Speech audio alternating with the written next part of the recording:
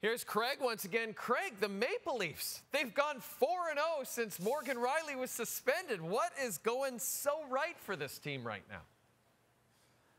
Jay, I'm going to ask you a question. Do you change a winning lineup?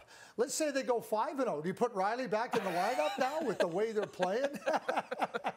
Well, I mean, so you know how that argument goes. Oh, you can't change a winning lineup. Yep. Yeah, I think a couple of things. Number one, in the absence of Morgan Rielly, and the first game that they played without Morgan was also without Tavares and Marner, you certainly now kind of get that pinch between your shoulder blades throughout the group. Oh, geez, we don't have a lot of margin for error. We don't have players that can dig us out of a hole, so let's not dig a hole. And that started right against the St. Louis Blues last week. Number two, I really believe that you find out about other players. In the absence of some players, you get an opportunity to put players in positions where they might not get that opportunity.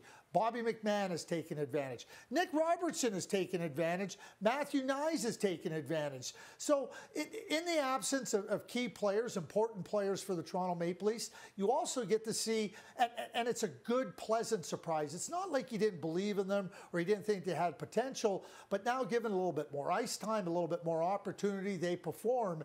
And that is really good for the Toronto Maple Leafs. You know, Matthew Knies playing with Austin Matthews, I always have felt that that's the best fit for Matthews and Marner and for Matthew Knies. And he looks seamless there right now. Bobby McMann, a little bit older, but he's finding his way. Nick Robertson with 8 goals. He's doing really, really well. So for Brad Treliving and for Sheldon Keefe, you now have that ability to have a little bit more strength of performance to say, hey, we got a little bit more depth here. We got a little bit more ability deeper in our lineup.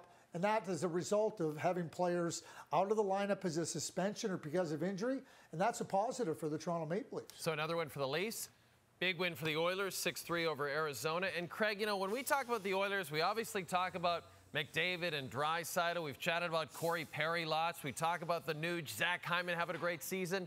Evander Kane has kind of been quiet, and yet quietly he gets to 21 goals. He gets to 20 goals for the 9th time in his career. Like, I'm sure for Evander, just having a nice, quiet season where he produces is exactly what he wants at this point in his career. What have you seen out of him this season?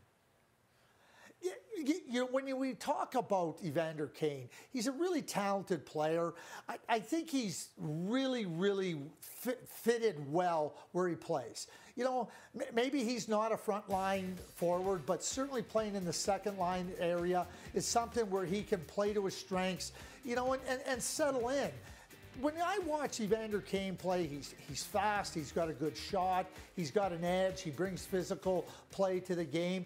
And I go back and I think back to 2 years ago in the playoffs where he was simply fantastic and really not only a big-time player for the Edmonton Oilers, but a big-time thorn in the side of opponents. And that reminds me a little bit, maybe more than a little bit, to Claude Lemieux. You know, Claude Lemieux was never a big scorer. He won a Conn Smythe in the NHL playoffs, won Stanley Cups, became an important player in the playoffs. And I think that the way the Edmonton Oilers have Evander slotted, that's exactly the type of player that he can be. We know how hard the NHL playoffs are. It's not easy. It's edgy, it's hard, and that's Evander Kane's strengths, and I think he's a real valuable member of the Oilers team.